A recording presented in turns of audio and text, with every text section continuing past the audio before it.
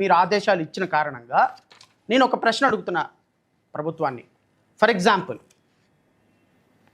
By chance or by any other reason మీరు ఈ GO ప్రకారం ఏపీఐఎస్ అధికారులు సాయంత్రానికి వెళ్ళి సేల్ డీడ్ చేసేస్తారు. ఈ 3 డేటా సెంటర్ల పేరిట మొత్తం సేల్ డీడ్లు మొత్తం జరిగిపోతాయి. కొన్ని 60,000 కోట్ల రూపాయల విలువైన ప్రభుత్వ భూమి ఒక్క రూపాయి తీసుకోకుండా అదానికి ట్రాన్స్ఫర్ చేస్తారు. For example, by any other reason, if tomorrow if Adani decided not to set up industry in the Andhra Pradesh, can Andhra Pradesh recall the sale deed? ఒక్కసారి ఆంధ్రప్రదేశ్ రాష్ట్ర ప్రభుత్వ అధికారులు సేల్ డీడ్ చేసిన తర్వాత ఆ సేల్ డీడ్ని రీకాల్ చేసుకునే provision లాలో ఉందా?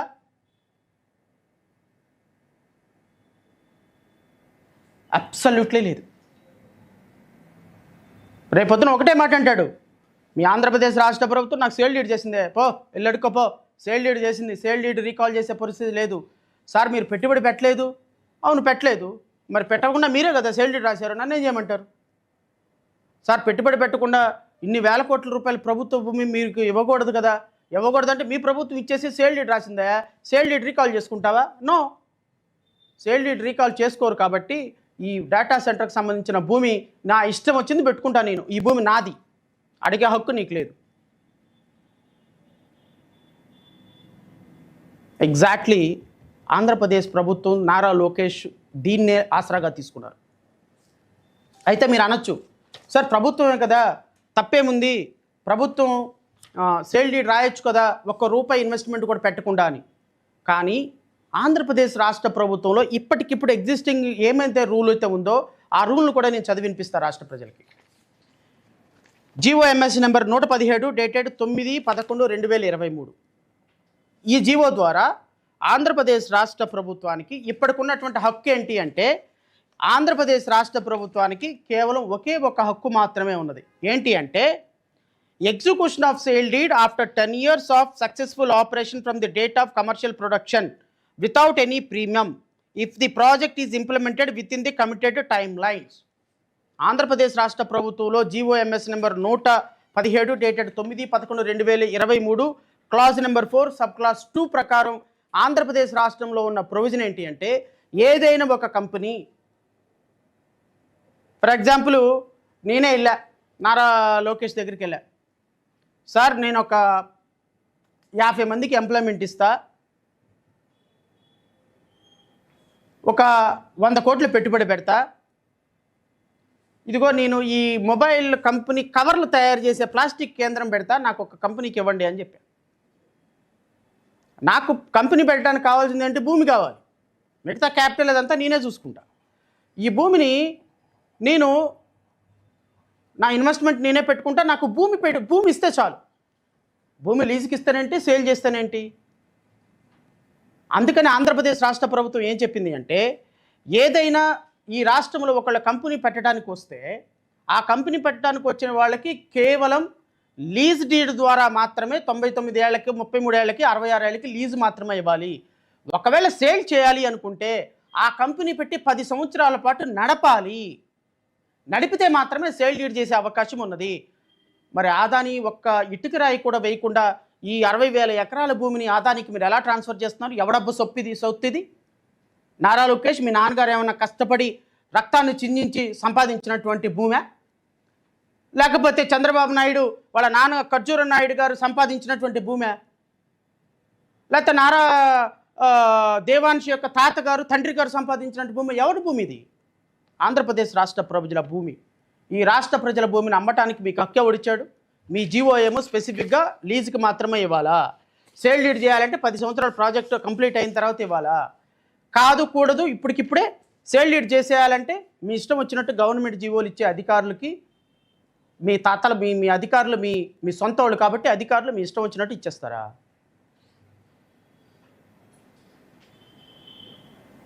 రాష్ట్ర ప్రజలకి ఏం సమాధానం చెప్తారు మీరు? రాష్ట్ర ప్రజలకు మీరు ఏం సమాధానం చెప్పాలనుకుంటున్నారు? రాష్ట్ర ప్రజలకు ఏం సమాధానం చెప్పాలనుకుంటున్నారు? రాష్ట్ర ప్రజల సొమ్ము ఎలాగా మీ ఇష్టం వచ్చినట్టు పప్పు బెల్లాల్లాగా మీరు ఇచ్చేసేయడానికి ఎందుకు అంటే,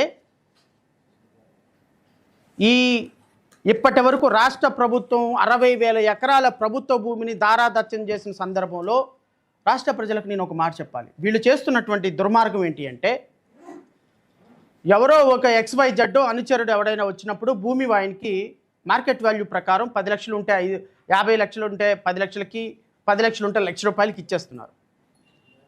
ఇచ్చేసి ఈ భూమి ఇప్పుడు నేను ఈ భూమినే ఒక ఆన్సర్గా చెప్తా.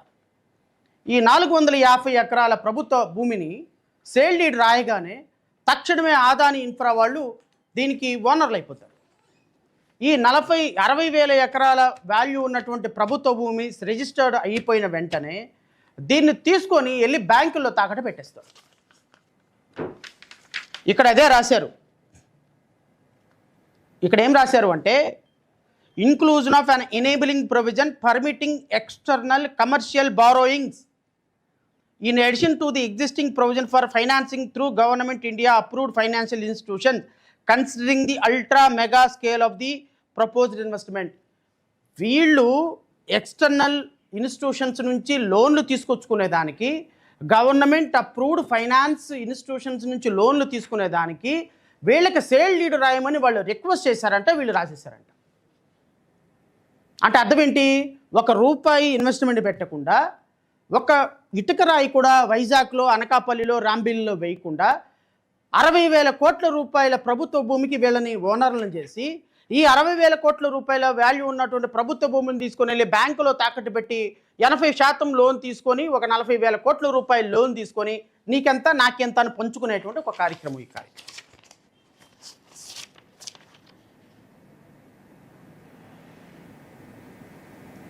అదిగో ఇదిగోనే ఒక సంవత్సరంలో ఎలక్షన్స్ వస్తాయి. ఈ మధ్యలోపు బ్యాంకులకి ఇవ్వాల్సిన డబ్బులు బ్యాంకులకి వెళ్ళిపోతాయి, మేనేజర్లు తీసుకోవాల్సిన డబ్బులు మేనేజర్లు తీసుకుంటారు. వాళ్ళకేం పోయింది? సేల్ డీడ్ ఉంది, 480 ఎకరాలకు సేల్ డీడ్ ఉంది, ప్రభుత్వం అన్కండిషనల్ సేల్ డీడ్ రాసింది, ప్రభుత్వ బ్యాంకులు వస్తాయి, సేల్ డీడ్ మొత్తం చూసుకుంటే అప్రూవ్డ్ డిపిఆర్ రిపోర్ట్ ఉంటుంది. ఈయన ఆంధ్రప్రదేశ్ రాష్ట్రంలో ప్రాజెక్టు పెడతాన్నాడు, శాంక్షన్ చేయండి, 40,000 కోట్లు శాంక్షన్ చేస్తాయి. అట్లాగనే కదా రఘురామకృష్ణరాజు గారు శాంక్షన్ చేయించుకుంది లోన్లు. 40,000 కోట్ల రూపాయల బ్యాంకులు లోన్లు శాంక్షన్ చేసేస్తాయి. ఫర్ ఎగ్జాంపుల్ రేపొద్దున ఈ ఆదాని డిఫాల్ట్ అయ్యాడు, నీ ఇక్కడ ప్రాజెక్ట్ పెట్టలా, నేను కట్టను ప్రాజెక్ట్ అన్నాడు. బ్యాంకులో 480 ఎకరాలు ఉన్న ప్రభుత్వ భూమిని రిజిస్టర్ సేల్ డీడ్ ఉంది కాబట్టి ఆక్షన్ వేసుకుంటే వాళ్ళకి కావాల్సిన డబ్బులు వాళ్ళు తీసుకుంటారు. ఒకవేళ ఏమైనా లాస్ వస్తే ప్రభుత్వ బ్యాంకులు లాస్ కింద రేపు సెంట్రల్ గవర్నమెంట్లో నరేంద్ర మోడీ ఉన్నాడు కాబట్టి 1,00,000 కోట్లు రైట్ ఆఫ్ చేసి పడేస్తారు బ్యాంకులకు లోన్. ఇది ఒక వ్యవస్థ. సామాన్యుడికి మాత్రం ఏటీఎంలో 3,000 రూపాయలు పెట్టకపోతే, మినిమం బ్యాలెన్స్ మెయింటైన్ చేయకపోతే నెలకు 300 రూపాయలు ఇన్వెస్ట్మెంట్ ఫైన్ వేస్తారు. ఈ విధంగా ప్రభుత్వ భూములు మాత్రం 1,000 కోట్ల రూపాయల ప్రభుత్వ భూముల్ని బ్యాంకుల్లో తాకట్టు పెట్టి నీకెంత నాకెంత అని పంచుకుంటే మాత్రం వాళ్ళ మీద ఏం అధికారులు, వాళ్ళ మీద చర్యలు ఉండవు. వీళ్ళందరికీ మనం ఓట్లేసి వీళ్ళని చాలా గొప్పగా ముఖ్యమంత్రులుగా, మంత్రులుగా కూర్చోబెడితే మళ్ళీ నారా లోకేష్ వెళ్తాడు.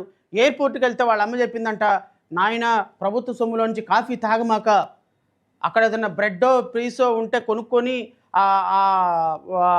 ఎయిర్పోర్ట్లో ఎవరైనా అది ఉంటే నువ్వే డబ్బులు జేబులో ఒక 200-300 రూపాయలు పెట్టుకో, ఆ 200-300 రూపాయలు పెట్టుకొని నువ్వే అక్కడికి వెళ్ళి బ్రెడ్ పీస్లు ఉంటే దాన్ని ఏమంటారు, శాండ్విచ్ అంటారు, శాండ్విచ్లు అయ్యే కొనుక్కొని నీ సొంత డబ్బులతో తిను, కాఫీ కూడా వేరే దగ్గర తాకొద్దని వాళ్ళ అమ్మగారు నేర్పించారంట.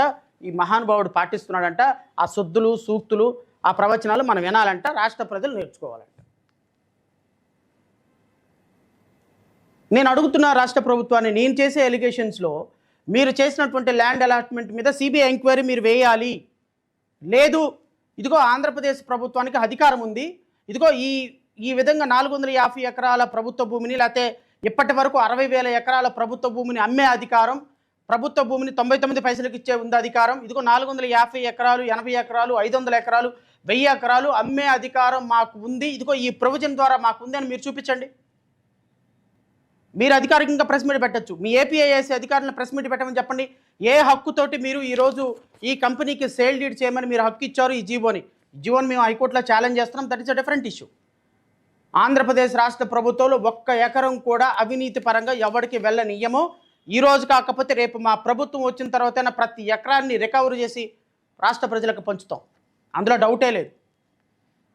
ఎందుకంటే అన్నాను అంటే చేసి తీరుతాను, అందులో డౌటే లేదు, మీరు డౌట్ పడాల్సిన పని లేదు. రాష్ట్ర ప్రజలకు నేను హామీ ఇస్తున్నా, అన్యాయంగా అక్రమంగా రాష్ట్ర ప్రభుత్వ భూముల్ని పప్పు బెల్లాల్లాగా పంచిన ఏ ఒక్కడిని వదిలే ప్రసక్తి లేదు.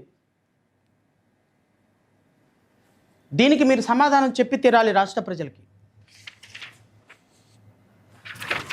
నెంబర్ 1. నెంబర్ 2,